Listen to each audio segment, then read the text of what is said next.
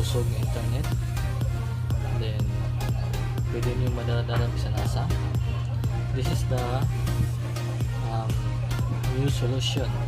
So karon naatay modem diri ikan sa China Unicorn 5G modem siya guys.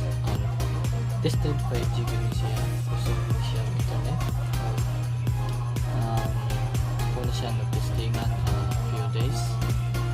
Ang gamit ano nga SIM is talk and text lang guys. Talk and text sa smart kasi talk and text. Tapos ako siya gi-unlay sa unlay 5G sa smart. So ang box guys na rin na siya white color dahil siya pati sa modem white siya o na siya text na word o black. Pati din sa box ang sulod din sa box guys is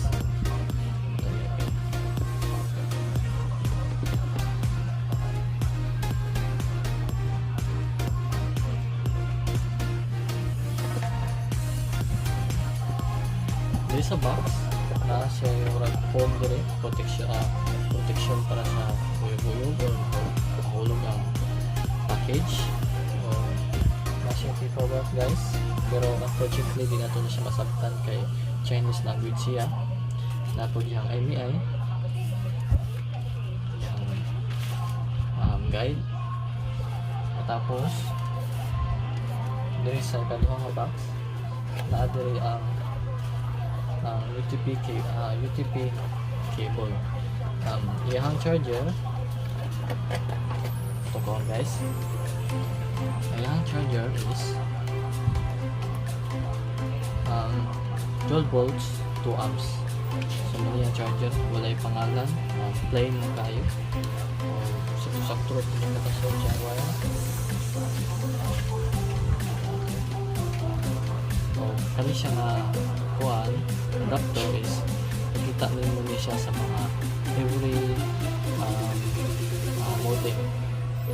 So paano nyo siya kung hindi ka makadala o charger as long as na same modem dito sa inyo sa line bar o modem ba sa globe, modem ba sa PLDT, pwede dito ito gamitin. Ito na ang device.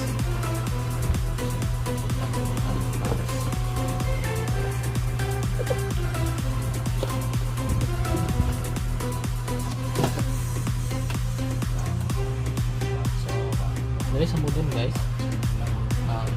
nasa button dari sa tumbangan WPS, tapos dari sa duyo nasa USB Type-C adapter, napod siya SIM, butangan sa SIM guys. Dari na ko ibutang ang talk and text na SIM na guys. Ito ibalik dari napod diri ang power button, diri sa na-reset button, diri ang power supply, diri sa guys is mga diri butang ng 20 cable, lang 1, lang 2, lang 3, lang 4. So diri sa boss kasi yung ventilation diri guys para agaran sa amin init mo gini siya. So natin verify name o password, yung IP address o admin password, admin o user password o password sa user. So nadiri ang nakabutang Unicom China, bilin China siya. O pwede po guys nga kung naamoy ko itong latest ng mga phone karon, pwede ra pag connect mo sa wifi kanit your phone yung gamiton para dili na ka mag-input sa password, automatic na siya just sa QR code. So more ko siya sa babaw yung brand. So nasa yung mga ventilation din. So ato siyang i-add guys.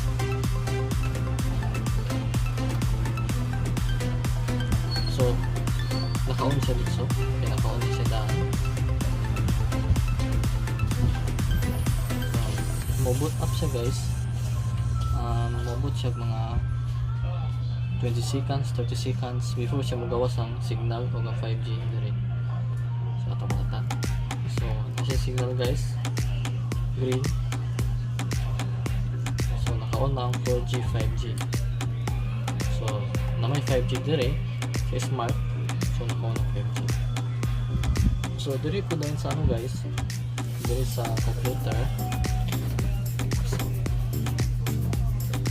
diri guys, yung IP address is 192.168.0.1. Ito saan? Connect.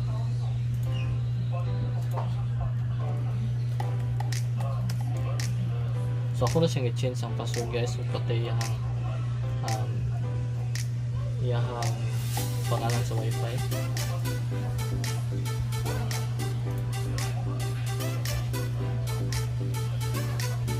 So connected na siya. So yung kuan 192.168 ato nang ilang minuto. So una guys, pag boot up na first yung pag login diri, ito guys ha.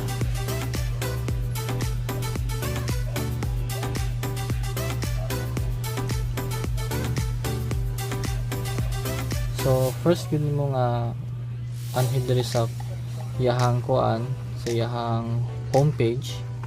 Naka Chinese kini diri naka Chinese, pero imo siyang i-click diri guys kilid kay diri nya i-click nimo dayon English. So mahimong siya English talan guys.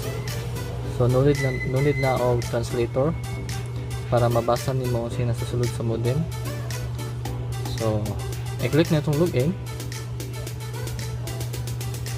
tapos i-type na to ang password. So yung username guys is admin, password is admin. Lagi ng denta. So hindi mo siya nga recommend mag-change password, pero dili na ako i-change password guys kay ako rin po yung gagamit ani. So kung gusto nyo mag-change ang password sa wifi, i-click nyo yung wifi settings, tapos pwede nyo i-turn off ng 2.4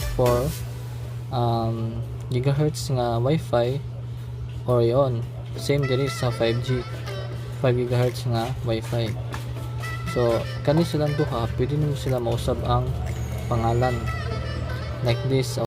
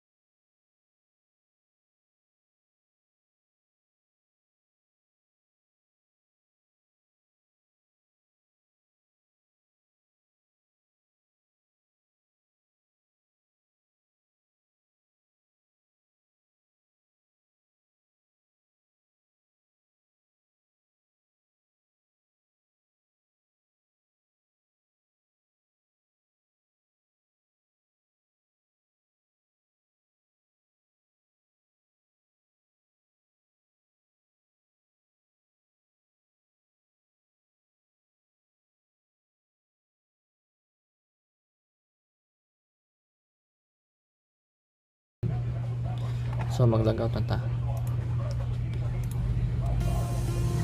Susunod akong button ay ang speed test. So ang modem mo na gamit kaysa para siyang modem. Tapos atong i-try speed test otro. Ngayon na mo ni siya yung down speed o upload speed. Atong utrohon.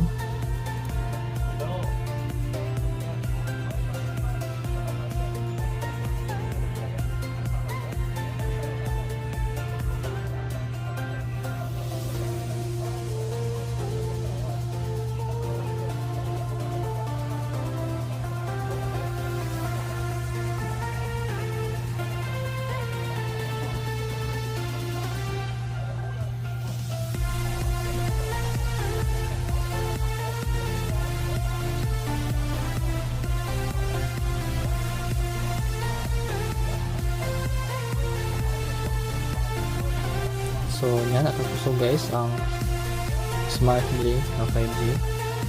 So kusog din siya.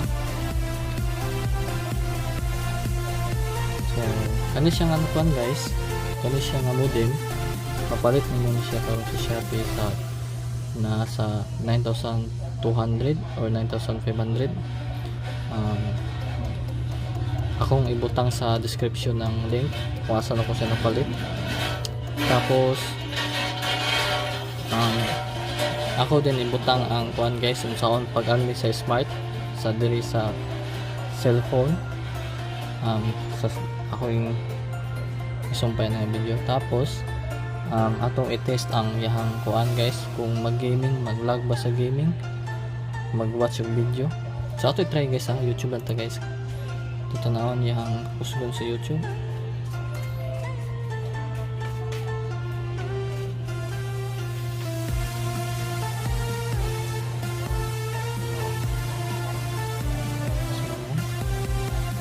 Testing tao watch o kuan guys trailer sa ano sa in Eternals no. Okay, ito change ang quality to 1080p. So command ito guys, one ay kuan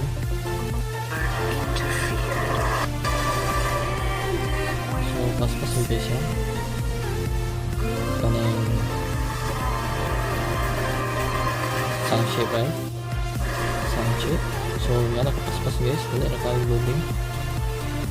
So kaning laptop is 1080p ra makaya yung magawas ng 4K.